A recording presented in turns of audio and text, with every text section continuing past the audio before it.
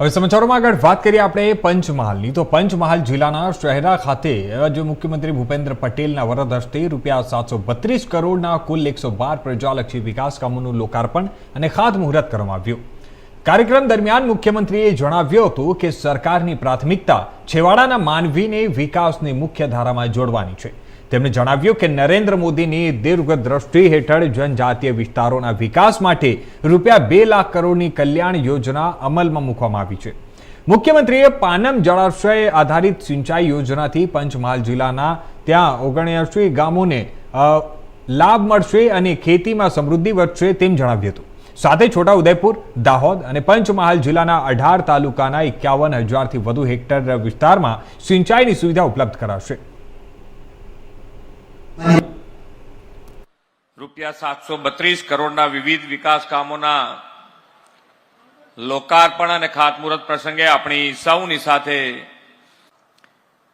વિશ્વ નેતા અને યશસ્વી વડાપ્રધાન શ્રી નરેન્દ્રભાઈ મોદીના હસ્તે 500 વર્ષ પછી જે પાવાગઢ શક્તિપીઠમાં ધ્વજારોહણ થયું તે મહાકાળી માતાના સ્થાનકની પવિત્ર ભૂમિ પંચમહાલમાં આવવાનું મને સૌભાગ્ય મળ્યું છે।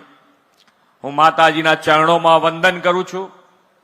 આ ભૂમિ સંત પૂજ્ય રંગ અવધૂત મહારાજની જન્મભૂમિ પણ છે, તો આજે તેમની પણ દિવ્ય ચેતનાને વંદન કરું છું।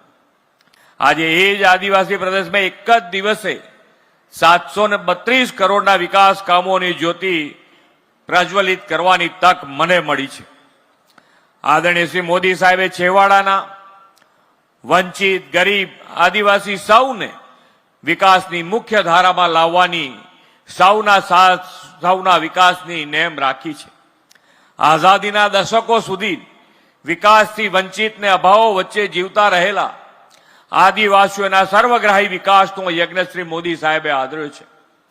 રાજ્યના પૂર્વ પટ્ટાના આ આદિવાસી વિસ્તાર સહિત અંબાજીથી ઉમરગામ સુધીના આદિવાસી બેલ્ટનો કાયાકલ્પથી શ્રી મોદી સાહેબે વનબંધુ કલ્યાણ યોજનાથી કર્યો છે।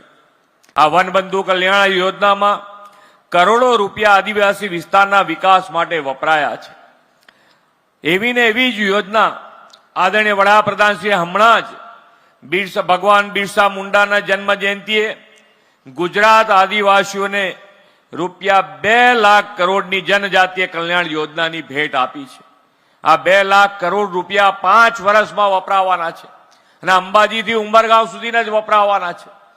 જે પણ કામ બાકી હોય એ બધા જ કામ કોઈ પણ ક્ષેત્રમાં બાકી ના રહે।